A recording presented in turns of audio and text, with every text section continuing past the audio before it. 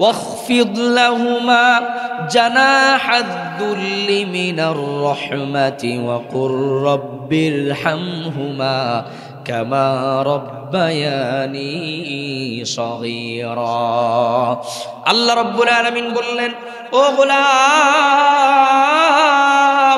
ওয়াখফিদ লাহুমা জানাহাদ যুল্লি মিনার রাহমা, তোমাদের যাদের পিতামাতা দুনিয়াতে বেঁচে আছে, তোমাদের পিতামাতার জন্য তোমাদের রহমতের ডানা দুইটা বিছিয়ে দাও। জোরে কোন সুবহানাল্লাহ। আল্লাহর হাবিব বললেন, রিদর রব্বি রিদল ওয়ালিদাইন, পিতামাতার সন্তুষ্টির মধ্যেই তোমার রবের সন্তুষ্টি রয়েছে। ওয়াসাখাতুহা সাখাতুল ওয়ালিদাইন, আর তোমার পিতামাতার অসন্তুষ্টির মধ্যেই তোমার রবের অসন্তুষ্টি রয়েছে। অর্থাৎ তোমার পিতামাতা তোমার উপরে সন্তুষ্ট, তোমার রব তোমার উপরে সন্তুষ্ট। তোমার পিতামাতা তোমার উপরে অসন্তুষ্ট, তোমার রব তোমার উপরে অসন্তুষ্ট হয়ে যায়। বলেন নাউজুবিল্লাহ। এজন্য বাবা মাকে খুশি রাখার দরকার। জোরে বলেন আছে না নাই? আরো জোরে বলেন, বাবা মাকে খুশি রাখার দরকার আছে না নাই? ছোট্টবেলা আপনাকে কত কষ্ট করে আপনার বাবা মা লালন পালন করে বড় করেছে, এটা আপনি বুঝতেও পারবেন না যতদিন পর্যন্ত আপনি সন্তানের পিতা না হচ্ছেন, যতদিন পর্যন্ত আপনি সন্তানের মা না হচ্ছেন, সন্তানের অভিভাবক যতদিন পর্যন্ত হবেন না, ততদিন পর্যন্ত আপনি বুঝতেও পারবেন না পিতামাতা কত কষ্ট করে আপনাকে মানুষ করেছে। এজন্য পিতামাতার উপরে রহমতের ডানা বিছিয়ে দিতে হবে, আর পিতামাতার জন্য রবের কাছে দোয়া করতে হবে, রব্বির হামহুমা কামা রব্বায়ানি সগীরা। আয় মালিক, আমার পিতামাতা ছোট্টবেলা যেমনি ভাবে আমাকে কষ্ট করে লালন পালন করেছে, আমার পিতামাতার উপরে আপনি আপনার রহমতের ডানা বিছিয়ে দেন। জোরে কোন সুবহানাল্লাহ। আজকে মূলত আপনাদের সামনে কিয়ামতের আলামতগুলো কি, আলামতগুলো সম্পর্কে আমি আপনাদের সামনে কিছু আলোচনা করব। আল্লাহ সুবহানাহু ওয়া তাআলা আমাদের সকলকে মনোযোগ সহকারে শ্রবণ করার তৌফিক দান করুন। সকলে পড়ছি আমিন। হযরতে আলী রাদিয়াল্লাহু তাআলা আনহু বর্ণনা করেন, قال رسول الله صلى الله عليه وسلم إذا عملت أمتي 15 خصلة, যখন আমার উম্মতেরা 15টা নিদর্শন, 15টা স্বভাব যখন তারা ধারণ করবে, হাল্লা বিহাল বালা, তখন দুনিয়ার সমস্ত প্রকার বালা মুসিবত আমার উম্মতদেরকে ঘিরে ধরবে। বলেন নাউযুবিল্লাহ। বলেন তো কয়টি স্বভাব যখন আমরা ধারণ করব আমাদের উপর বিপদ আপদ এসে পড়বে? কতটি স্বভাব? 15টি স্বভাব যখন আমরা ধারণ করব তখন আমাদের উপর বালা মুসিবত এসে আমাদেরকে পাকড়াও করে নিবে। ক্বালু ইয়া রাসূলুল্লাহ ওয়া মা হিয়া, সাহাবায়ে কেরাম বিশ্বনবীর কাছে জিজ্ঞাসা করলেন, ওগো নবীজি, সেই 15টি স্বভাব কি কি আপনি আমাদেরকে জানায়া দেন। নবীজি সাল্লাল্লাহু আলাইহি ওয়াসাল্লাম বললেন, ইদা কানাল ফাইউ দুওয়ালান ওয়াল আমানাতু মাগনামান ওয়াজ যাকাতু মাগরামান। আল্লাহর হাবিব সাল্লাল্লাহু আলাইহি ওয়াসাল্লাম বললেন, 1 নম্বরে গনিমতের সম্পদকে মানুষ নিজের সম্পদ মনে করবে। এটার ব্যাখ্যা পরে দিব। 1 নম্বরে হলো গনিমতের সম্পদ, যেটাকে মানুষ নিজের সম্পদ মনে করবে। 2 নম্বর হলো মানুষ আমানতকে নিজের সম্পদ মনে করে নিবে। আপনার কাছে একজন আমানত রেখেছে, এই আমানতকে আপনি নিজের সম্পদ মনে করে খেয়ে ফেলবেন। এটাই হলো কিয়ামতের 2 নম্বর নিদর্শন। গনিমতের ব্যাখ্যা আপনাদেরকে পরে দিব। 2 নম্বর কথা হলো যখন মানুষ আমানতকে নিজের সম্পদ মনে করে খেয়ানত করে ফেলবে। বর্তমান পৃথিবীতে সবচাইতে বেশি আমানতের খেয়ানত করা হয়, বিশেষ করে যখন রাজনৈতিক নেতাদের কাছে উপর মহল থেকে জনগণ আমানত রাখে রাজনৈতিক নেতাদের কাছে নিজেদের সম্পদ, এই সম্পদকে জনগণের জন্য না খাটিয়ে রাজনৈতিক নেতারা নিজেদের জন্য সম্পদগুলো খরচ করে ফেলে। জোরে বলেন ঠিক কিনা? সম্পদগুলো নিজের জন্যই ব্যয় করে ফেলে, জনগণের জন্য ব্যয় না করে। আপনার একজন বন্ধু আপনার কাছে কিছু টাকা আমানত রাখছে, আপনাকে বলে দিয়েছে, ভাই আমার এই টাকাগুলো তুমি নিজের কাছে রেখে দাও, পরবর্তীতে আমার যখন প্রয়োজন হবে তখন তোমার কাছ থেকে নিয়ে নিব। আমানত তো আপনি রাখলেন, কিন্তু বন্ধু যখনই ফেরত চাইলো আপনি বলে দিলেন নিজের কাজে খরচ করে ফেলছি। আছে না নাই? নাই? হ্যাঁ, নাই। আমানত রাখলে আমানত খেয়ানত করে ফেলে। এটা আমাদের সমাজে এখন কম না বেশি? অনেক বেশি। আমানত আপনার কাছে একটা জিনিস, আমানতের অনেক দাম। যখন আপনি আমানতের খেয়ানত করে ফেললেন তখন আপনার নাম মুনাফিকদের কাতারে চলে গেল। আয়াতুল মুনাফিকি সালাসাতুন, মুনাফিকের আলামত তিনটা। কয়টা? এক নম্বরে যখন তার কাছে আমানত রাখা হয় সে আমানতের খেয়ানত করে ফেলে। বলেন নাউজুবিল্লাহ। এটা মুনাফিকের আলামত। এজন্য আপনার কাছে যেই বিষয়টা আমানত, আপনার সন্তানও কিন্তু আপনার কাছে আমানত। প্রত্যেকটা মানুষই আপনার আমানতদার। প্রত্যেকটা মানুষকে রব্বুল আলামিন আমানতদার বানিয়েছেন এবং প্রত্যেকটা মানুষই তার আমানত সম্পর্কে কিয়ামতের ময়দানে রব্বুল আলামিনের কাছে জিজ্ঞাসিত হবে। আপনার সন্তান আপনার কাছে আমানত, আপনার স্ত্রী আপনার কাছে আমানত, আপনার বাবা মা, আপনার বৃদ্ধ বাবা মা, তারা আপনার কাছে আমানত। সব কিছু প্রত্যেকটা মানুষই দায়িত্বশীল এবং প্রত্যেকের দায়িত্ব সম্পর্কে কিয়ামতের ময়দানে রব্বুল আলামিনের কাছে ব্যক্তি জিজ্ঞাসিত হবে। আমাদের প্রত্যেককেই জিজ্ঞাসা করা হবে। আমার আপনার সবারই রব্বে কারিমের কাছে হিসাব দেওয়া লাগবে। আমার যৌবনও আমার কাছে আমানত, আমার বার্ধক্য আমার কাছে আমানত, আমার সম্পদ আমার কাছে আমানত, প্রত্যেকটা জিনিস আমার কাছে আমানত। সম্মানিত হাজিরিন, দ্বিতীয় নম্বর হলো আমানতকে যখন মানুষ গনিমত মনে করবে, এটা হলো কিয়ামতের দ্বিতীয় নম্বর নিদর্শন। 3 নম্বরে মানুষ যাকাতকে জরিমানা মনে করবে। যাকাতকে মানুষ জরিমানা মনে করবে। সমাজের মধ্যে অনেক হতদরিদ্র মানুষ আছে যারা এক বেলা খাবার খাইলে আরেক বেলা খাওয়ার টাকা পয়সা থাকে না। এমন মানুষ আছে না নাই? বিশেষ করে বর্তমানে তরকারির বাজারে 1 কেজি বেগুনের দাম 100 টাকা। সব চাইতে সস্তা যেটা খেয়ে মানুষ বাঁচত, 1 কেজি আলু যার দাম ছিল 14-15 টাকা, সেই আলু গতকালকে কিনলাম পাইকারি রেট 70 টাকা। তাহলে খুচরা বিক্রি করবে কয় টাকা? 75 টাকা। তাহলে 1 কেজি আলুর দাম যদি 75 টাকা হয় তাহলে মানুষ খাবেটা কি? এখানে আমানতের খেয়ানত আছে না নাই? মানুষের সঙ্গে ধোঁকাবাজি, প্রতারণা, এগুলো আছে না নাই?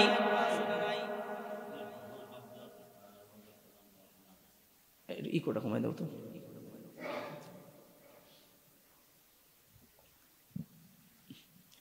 সমাজের মধ্যে অনেক হতদরিদ্র মানুষ আছে যারা এক বেলা খাবার খাইলে আরেক বেলার জন্য তাদের চিন্তা ভাবনা, পেরেশানির মধ্যে থাকা লাগে। আবার সমাজের মধ্যে এমনও মানুষ আছে যাদের দাম যতই আকাশচুম্বী হোক না কেন তাদের কাছে কোনো কিছুই কঠিন মনে হয় না, সব কিছু সহজ মনে হয়।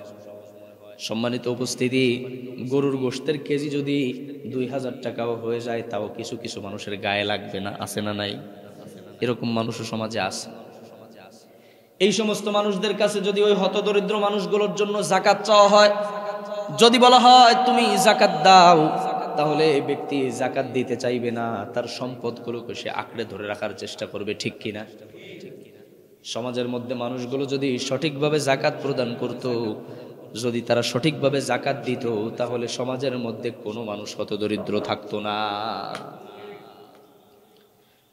অত্র অঞ্চলে যতগুলো হতদরিদ্র মানুষ আছে যারা দিন আনে দিন খায়, এক বেলা খাবার খাইলে আরেক বেলার জন্য যাদের চিন্তায় থাকা লাগে, এই সমস্ত মানুষদের কোনো চিন্তা করা লাগতো না। যদি এ মহস্বর পাশা অঞ্চলে মাত্র 10 জন ধনী ব্যক্তি যদি সঠিকভাবে তাদের যাকাত দিত, মহস্বর পাশা এলাকায় একজন মানুষও দরিদ্র থাকতো না। ঠিক কিনা বলেন? অথচ তাদের কাছে যখনই যাকাত চাইতে যাওয়া হলো তারা জরিমানা মনে করলো, আর নিজের পিঠ বাঁচাতে যাকাতের সময় যখন আসলো, যাকাত দেওয়ার সময় আসলো, দুইটা শাড়ি কিনে দিল, একটা লুঙ্গি কিনে দিল। ঠিক কিনা? এই যাকাত আপনাকে এভাবে দিতে কে বলেছে? যাকাত আপনার যা হয়েছে এটার মালিক তো আপনি না। শরীরের মধ্যে আমাদের রক্ত মাংসে গড়া শরীর, এটার মধ্যে মাঝে মাঝে রক্ত পচে গিয়ে পুজ হয় কিনা? এই পুজ আপনি যদি বলেন যে এটা আমার শরীরের অংশ, এটা আমি ফেলবো না, তাহলে আপনি বোকা না চালাক? বোকা। কথা বুঝতেছেন? তো এই সম্পদের অতিরিক্ত অংশ 2.5%, সম্পদের 2.5%, এই সামান্য অংশ, এটা আপনি যদি নিজের মনে করে রাখেন, দেখবেন আপনার শরীরের মধ্যে এমন রোগ হইছে, এই রোগের কারণে আপনার লাখ লাখ টাকা ব্যয় হয়ে যাচ্ছে, কিন্তু আপনি রোগ ধরতে পারতেছেন না যে আমার কেন রোগ হয়েছে। আপনার টেবিলের সামনে অনেক খাবার রাখা আছে, কিন্তু আপনি খেতে পারেন না। আপনি বোঝেন না যে কেন আমার টেবিলের সামনে খাবার থাকে, কিন্তু আমি খাইতে পারি না। আপনার সংসারের ভিতর অশান্তি, আপনি বোঝেন না যে কেন আমার সংসারের ভিতর এত অশান্তি। ছেলেটা ফালতু নেশায় আসক্ত হয়ে গিয়েছে, ফালতু আড্ডায় আসক্ত হয়ে গিয়েছে, আপনি কোনোভাবেই ফিরাতে পারতেছেন না। আপনি বোঝেন না যে কেন সন্তান ফিরে না, কেন আমার সন্তানের হাত দিয়ে লাখ লাখ টাকা নষ্ট হয়ে যাচ্ছে। আপনি বুঝতেই পারেন না কেন এটা নষ্ট হয়, আপনি ধরতেই পারেন না। এটার একমাত্র কারণ হলো আপনার সম্পদ আছে, কিন্তু রব্বুল আলামিন যেই পথে আপনার সম্পদকে ব্যয় করতে বলেছে, আপনি ওই পথে সম্পদকে ব্যয় না করে নিজের কুক্ষিগত করে রাখার চেষ্টা করেছেন। এজন্য আল্লাহ পাক রব্বুল আলামিন আপনার দুনিয়াটাকে সংকুচিত করে দিয়েছেন। ঠিক কিনা বলেন? ঠিক বললেও ঠিক, না বললেও ঠিক। কারণ এগুলো বলেছেন কে? আপনি ঠিকঠাক ভাবে 2 বছর যাকাত দিয়েই দেখেন না, তাহলে অন্তত কিয়ামতের ময়দানে আপনাকে সম্পদ গলায় ঝুলিয়ে উঠা লাগবে না। যারা ঠিকঠাক ভাবে যাকাত দেয় না, সম্পদের হক যারা আদায় করে না, কিয়ামতের ময়দানে সম্পদকে এদের গলার মধ্যে ঝুলিয়ে দেওয়া হবে। বলেন নাউজুবিল্লাহ।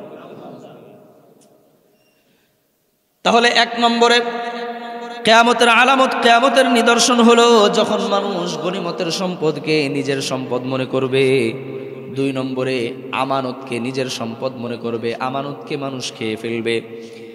3 নম্বরে মানুষ যাকাতকে জরিমানা মনে করবে। যাকাত চাওয়া হলে তারা যাকাত দিবে না, যাকাতকে জরিমানা মনে করেছিল কারণ তার সম্পদ কোনো কিছু আছে, কিয়ামত পর্যন্ত ডাবতে থাকবে। যাকাত যদি আপনি না দেন, আপনার শরীরের মধ্যে আপনার সম্পদ কিভাবে নষ্ট হয়ে যাবে আপনি বুঝবেন না। এজন্য যাকাত দেওয়ার দরকার। জোরে বলেন আছে না নাই? যার যতটুকু যাকাত হয়েছে যাকাত দেওয়ার চেষ্টা করবেন। 4 নম্বরে মানুষ স্ত্রীর আনুগত্য করবে, মায়ের অবাধ্য হবে। মানুষ, এই কথাটা ভালো করে বুঝেন, মানুষ স্ত্রীর আনুগত্য করবে, মায়ের অবাধ্য হবে, মাকে তুচ্ছ তাচ্ছিল্য করবে, স্ত্রীর আনুগত্য করবে। সমাজের মধ্যে অনেক সন্তান আছে, অনেক পরিবারের এমনও সন্তান আছে বিবাহ করার পরে নিজের পরিবারের সঙ্গে কোনো সম্পর্ক রাখে না, স্ত্রীর পরিবারকেই নিজের পরিবার বানিয়ে নেয়। জোরে বলেন আছে না নাই? এত আস্তে বললেন কেন? অথচ রব্বে কারীম কোরআনে কারীমের ভিতরে জানিয়েছেন, আর-রিজালু কাওয়ামুনা আলান নিসাই বিমা ফাদ্দালাল্লাহু বা'দাহুম আলা বা'দ। জোরে বলুন আল্লাহু আকবার। আল্লাহ রাব্বুল আলামিন বলেন, স্ত্রীর উপর পুরুষেরা কর্তৃত্ব করবে, স্ত্রীদেরকে, মেয়েদেরকে পুরুষেরা পরিচালনা করবে। এটার মধ্যেই একজনের সম্মান আরেকজনের উপর রব্বুল আলামিন দিয়েছেন। অথচ মানুষ মহিলাদের আনুগত্য করে, স্ত্রীর আনুগত্য করে নিজের সম্মান, মান, ইজ্জত সব কিছু ধুলোয় মিশিয়ে দেয়, নিজে বুঝতেও পারে না। স্ত্রীর কথা আপনি শুনবেন, স্ত্রীর সঙ্গে আপনি পরামর্শ করবেন, ঘরের কোনো কাজ করতে হলে স্ত্রীর সঙ্গে আপনি পরামর্শ করে নেবেন। সন্তানদেরকে আপনি কিভাবে মানুষ করবেন, সন্তানদেরকে কোথায় পড়াবেন, কিভাবে পড়ালে ভালো হয়, আপনি স্ত্রীর সঙ্গে পরামর্শ করবেন। যখন ঘরের মধ্যে কি রান্না হবে আপনি স্ত্রীর কাছে জিজ্ঞাসা করে নেবেন, স্ত্রীকে বলবেন আজকে কি রান্না করা যায়, পরামর্শ করবেন, সব বিষয়ে পরামর্শ করবেন, কিন্তু সিদ্ধান্ত নিবে কে? সিদ্ধান্ত কে নেবে? পুরুষ নিবে। স্ত্রীর সঙ্গে আপনি পরামর্শ করবেন, কিন্তু সিদ্ধান্ত কে নিবে? পুরুষ নিবে। সিদ্ধান্ত কে নিবে? পুরুষ নিবে। এই সিস্টেম এটা করে দিয়েছেন কে? আল্লাহ। কিয়ামতের চতুর্থ নিদর্শন হলো মানুষ স্ত্রীর আনুগত্য করবে, মাকে তুচ্ছ তাচ্ছিল্য করবে। অথচ একজন পুরুষের এমন হওয়ার কথা ছিল না। পুরুষ যখন বিবাহ করবে তখন স্ত্রী এবং মায়ের মধ্যে সমঝোতা করে চলবে, স্ত্রীকেও খুশি রাখবে, মাকেও খুশি রাখবে। মা তো মুরব্বী মানুষ, মাকে বুঝায় বলবে, মায়ের সঙ্গে তর্কাতর্কি করবে না। স্ত্রীকে আলাদাভাবে ঘরের ভিতরে ডেকে নিয়ে সুন্দরভাবে বুঝায় বলবে, মাথায় হাত দিয়ে। তা তো করবে না। কিছু কিছু পুরুষ আছে মায়ের সঙ্গে সুন্দর সম্পর্ক রাখে, স্ত্রীকে তুচ্ছ তাচ্ছিল্য করে।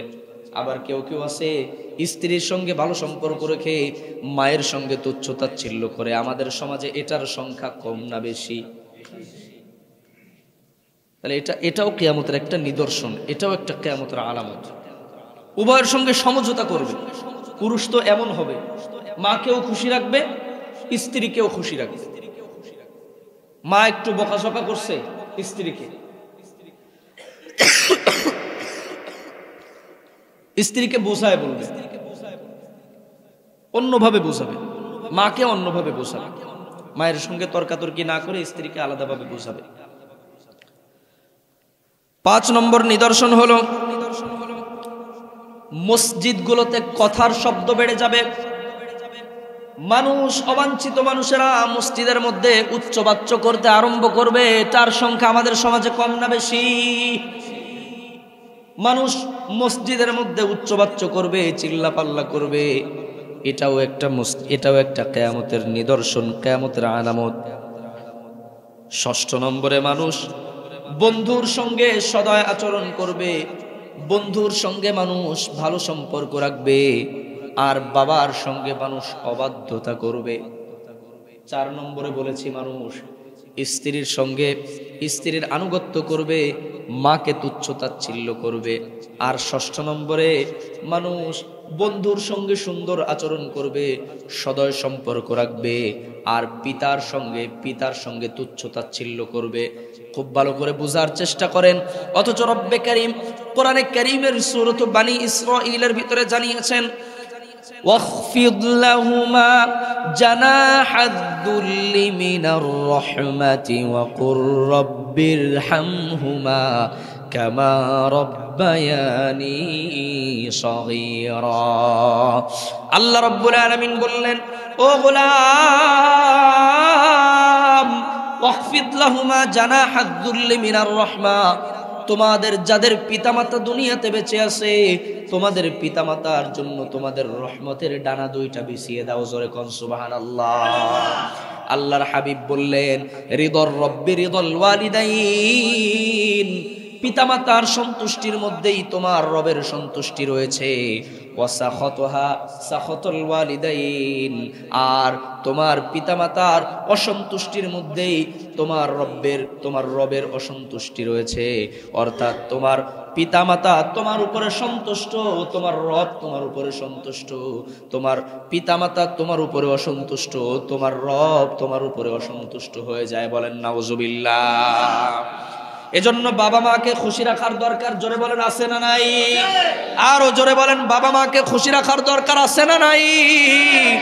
ছোট্টবেলা আপনাকে কত কষ্ট করে আপনার বাবা মা লালন পালন করে বড় করেছে, এটা আপনি বুঝতেও পারবেন না যতদিন পর্যন্ত আপনি সন্তানের পিতা না হচ্ছেন, যতদিন পর্যন্ত আপনি সন্তানের মা না হচ্ছেন, সন্তানের অভিভাবক যতদিন পর্যন্ত হবেন না, ততদিন পর্যন্ত আপনি বুঝতেও পারবেন না পিতামাতা কত কষ্ট করে আপনাকে মানুষ করেছে।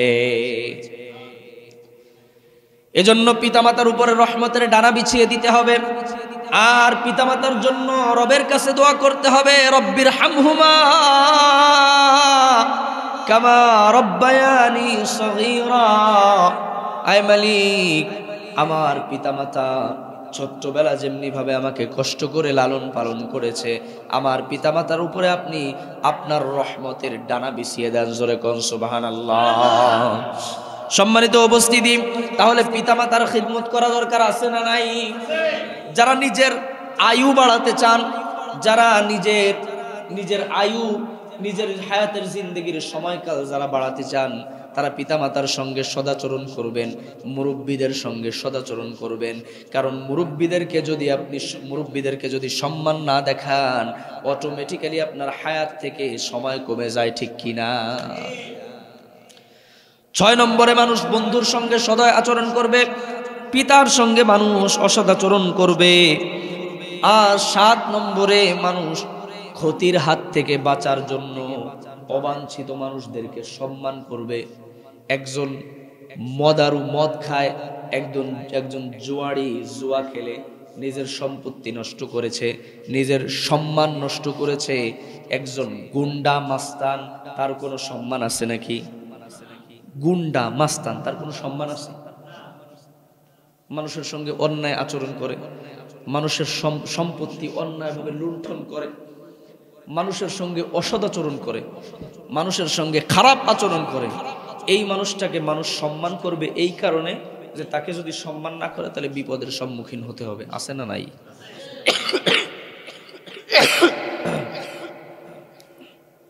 তাহলে অসৎ মানুষকে মানুষ সম্মান করবে ক্ষতির হাত থেকে বাঁচার জন্য। এটা কিয়ামতের 7 নম্বর আলামত। কিয়ামতের 8 নম্বর আলামত হলো জাতির সবচাইতে হীন ব্যক্তি, যার কোনো সম্মান নাই, একজন চোর, বাটপার, গুন্ডা, মাস্তান, বদমাশ। এই মানুষটি ক্ষমতার আসনে সমাসীন হবে, বলেন নাউজুবিল্লাহ। মানুষ এমন মানুষের আনুগত্য করবে যার সমাজের মধ্যে কোনো সম্মান নাই, বেয়াদব, বদমাইশ, মানুষের সঙ্গে সুন্দর কোনো আচরণ করে না, মানুষদের সঙ্গে ভালো আচরণ করে না। এই মানুষটি হবে চেয়ারের অধিকারী। আল্লাহ রাব্বুল আলামিন বললেন, ইয়াউমা নাদউ কুল্লা উনাসিম বিইমামিহিম ফামান উতিয়া কিতাবাহু বিয়ামিনিহি ফায়াকুলু হাউম ইকরাউ কিতাবাহুম ওয়ালা ইউযলামুনা ফাতিলা। জোরে বলুন আল্লাহু আকবার। কিয়ামতের ময়দানে রব্বুল আলামিন আপনাকে আপনার নেতা সহ উঠাবেন।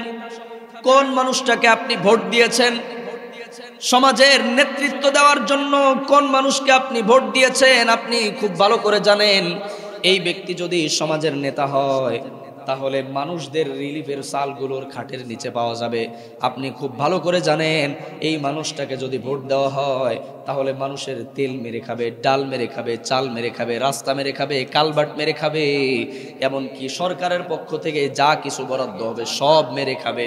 এমন মানুষকে যদি আপনি ভোট দেন, কিয়ামতের ময়দানে ওই মানুষটার সঙ্গে আপনি হাসরের ময়দানে উঠবেন আর বিনা হিসাবে জান্নাতের মধ্যে চলে যাবেন। বিনা হিসাবে জান্নাতে যাবেন। ভোট দিতে হলে হিসাব কিতাব করে ভোট দেওয়ার দরকার আছে না নাই? কথা বলেন না কেন? কিতাব করে ভোট দেওয়ার দরকার আছে না নাই? ভোট দিতে হলেও হিসাব কিতাব করে ভোট দিতে হবে, যে কারে ভোটটা দিচ্ছি বুঝবেন। এটা দিলে তো আমার সবকিছু মেরে খাবে। আপনার রাত্রের অন্ধকারে 2000 টাকা কসকসে 2টা নোট ঢুকায় দিয়েছে পকেটের মধ্যে, ঠিক আছে ইনশাল্লাহ কালকে ভোটটা আপনার হবে ইনশাল্লাহ। 2000 টাকার বিনিময়ে আপনি আপনার ভোটটা বেচে দিলেন, ঠিক কিনা? এটা রাজা হাঁসের চাইতে আপনার দাম কম, এটা হাঁসের চাইতে, এটা মুরগির চাইতে আপনার দাম কম। 2000 টাকায় আপনি বিক্রি হয়ে গেছেন। কথাটা কি ভুল বললাম? এটা আমাদের ভুল, এটা আমাদের অন্যায়। এগুলো থেকে আমাদেরকে বের হয়ে আসতে হবে। এগুলো অন্যায় স্বীকার করে এগুলো থেকে বের হয়ে আসতে হবে, যে না আমি টাকায় বিক্রি হব না। কারণ আজকে আমি যদি 2000 টাকায় বিক্রি হয়ে যায়, আগামী দিন আমার থেকে 2 লাখ টাকা নষ্ট হয়ে যাবে, আমি বুঝতেও পারবো না, ঠিক কিনা বলেন? এই মানুষটাকে ভোট দিলে আমার এলাকার মধ্যে মদারু বেড়ে যাবে, ছেলেরা নষ্ট হবে, যুব সমাজ নষ্ট হবে, মানুষ নষ্ট হয়ে যাবে, মানুষের সম্পত্তি নষ্ট হবে। তাহলে ওই মানুষটাকে ভোট দেওয়া যাবে? অসৎ মানুষ ক্ষমতার আসনে সবাসীন হবে, চেয়ারে বসবে, এটা কিয়ামতের আলামত। 8 নম্বরে, মেয়েরা গান গাবে, অশ্লীল ভাবে গান গাবে। মেয়েদের গান গাইতে নিষেধ নাই, কিন্তু সেটা স্বামীর সামনে, কার সামনে? শাস্তে অসুবিধা নাই, সাজুগুজু করবে মেয়েরা। কারণ সাজুগুজু পুরুষদের জন্য নয়, সাজুগুজু কাদের জন্য? মেয়েদের জন্য। মেয়েরা সাজুগুজু করবে, কিন্তু সেটা স্বামীর জন্য, অন্যান্য পুরুষদের জন্য নয়। অথচ বর্তমানে মহিলারা 1 বছরের মধ্যে পুরুষের জন্য, নিজের স্বামীর জন্য সাজে না। যেদিন সাজে বুঝতে হবে ওই দিন বের হবে, ঘর থেকে বের হবে বাহিরের পুরুষদের দেখানোর জন্য সাজুগুজু করে। জোরে বলেন ঠিক কিনা? যা সাজুগুজু করে ওটা বাইরের পুরুষদের দেখানোর জন্য, নিজের ঘরের পুরুষদের দেখানোর জন্য না। এটাও কিয়ামতের আলামত। গান গাবে, নাচা গানা করবে। এখন টিভি খুললেই মেয়েরা, মোটর সাইকেলের বিজ্ঞাপন মেয়েরা, আলকাতরার বিজ্ঞাপন মেয়েরা, আছে না নাই? অথচ আলকাতরার বিজ্ঞাপনে মেয়েদের কোন কাজে লাগে? কোন কাজে লাগে মেয়েদের? কি বলে? মেয়েরা সমাজের ভিতরে অশ্লীল ভাবে নাচা গানা করবে। আর এটা সবচাইতে বেশি দেখা যায়, দুঃখজনক হলেও সত্য, আমাদের যেই বাড়িতে বিয়ে হয় ওই বাড়িতে মোটামুটি এই নাচা গানাগুলো হয়। ঠিক কিনা বলুন? যেই মেয়েটা পর্দা করে, বোরকা পরে চলাচল করে, যারে কখনো দেখাই যায় না, ওই মেয়েটাও নিজের পেটটাকে খালি করে বিবাহ বাড়িতে উপস্থিত হয়। কি দরকার? ওই যে আপনি আমানত নষ্ট করতেছেন, আপনার কন্যা, আপনার মেয়ে, আপনার মেয়ে কিভাবে চলাফেরা করতেছে, কোন ড্রেসটা আপনার মেয়ে পরতেছে, এটা জবাব আল্লাহর কাছে দেয়া লাগবে। আপনার স্ত্রী কোন পোশাক পরতেছে, কার সামনে যাচ্ছে, এটার জবাব আল্লাহর কাছে আপনার দেওয়া লাগবে। এটা আমি আমার জন্য বলছি না, শুধু আমার একার জন্য না, এটার আওতায় আমি, আপনি, আমরা সবাই এটার আওতায়। রবের কাছে সবকিছুর হিসাব আমাদের পাই টু পাই পুঙ্খানুপুঙ্খভাবে দেওয়া লাগবে। 9 নম্বরে, মানুষ বাদ্যযন্ত্র তৈরি করবে। কি করবে? একতারা, দোতারা, গিটার, এরপরে মুখে দিয়ে বাজায়, ওটার নাম কি জানি না, বাঁশিটা, ওই বাঁশি, হ্যাঁ, এগুলো কি দেখে আছে, অনেক বাদ্যযন্ত্র আছে। আমরা মানে এগুলো মানুষ তৈরি করবে। এটা কিসের আলামত? কিসের আলামত? এটা কিয়ামতের আলামত। আর এগুলো প্রোভাইড করবে, এগুলোর পৃষ্ঠপোষকতা করবে জালিম শাসক যারা আছে তারা। শুধু জালিম শাসক না, আমরা সবাই এটার অন্তর্ভুক্ত। আমরা সবাই এগুলোর পৃষ্ঠপোষকতা করি।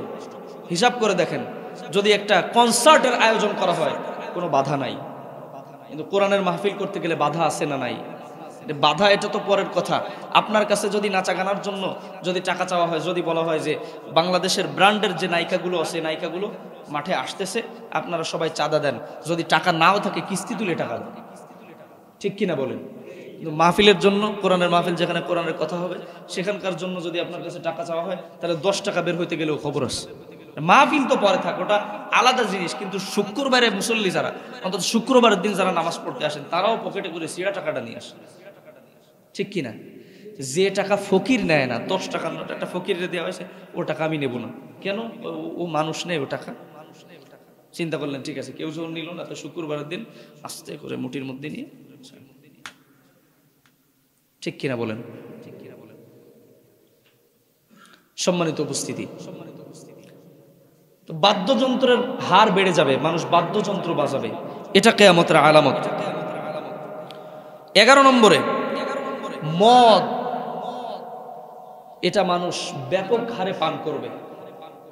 মদ মানুষ ব্যাপক হারে পান করবে। শুধু মদ না, যত প্রকারের নেশা জাতীয় দ্রব্য আছে সব মানুষ ব্যাপক হারে পান করতে আরম্ভ করবে। এটা কিয়ামতের আলামত। এরপরে পুরুষেরা সিল্কের পোশাক পরিধান করবে। দেখবেন হলুদ পোশাক পরে পুরুষেরা, একদম হলুদ লাল পোশাক পুরুষেরা পরিধান করে। এটা হালাল না জায়েজ? হ্যাঁ, হারাম। পুরুষদের জন্য লাল, একবারে লাল, একবারে টকটকা লাল, খয়েরি টয়রি এগুলোতে সমস্যা নাই, একবারে টকটকা লাল আর হলুদ পোশাক পরিধান করা, এটা পুরুষদের জন্য হারাম। এই পোশাক পরিধান করা যাবে না। এরপরে এগুলো যখন সমাজের মধ্যে ব্যাপক হারে প্রকাশ পাবে। বিশ্বনবী সাল্লাল্লাহু আলাইহি ওয়াসাল্লাম বলেন, তখন তুমি অপেক্ষা করতে থাকো। ইদা জুলজিলাতিল আরদু জিলজালাহা ওয়া আখরাজাতিল আরদু আথকালাহা ওয়া ক্বালাল ইনসানু মা লাহা। তখন তুমি অপেক্ষা করতে থাকো, জমিন প্রচন্ড প্রচন্ড কম্পনে প্রকম্পিত হবে। তখন জমিন তার মধ্যে থাকা সব কিছুকে বের করে দিবে। আল্লাহ সুবহানাহু ওয়া তাআলা এই সমস্ত বিষয়গুলো থেকে আমাদেরকে পরহেজ থাকার, বেঁচে থাকার তৌফিক দান করুন। সকলে বলে আমিন।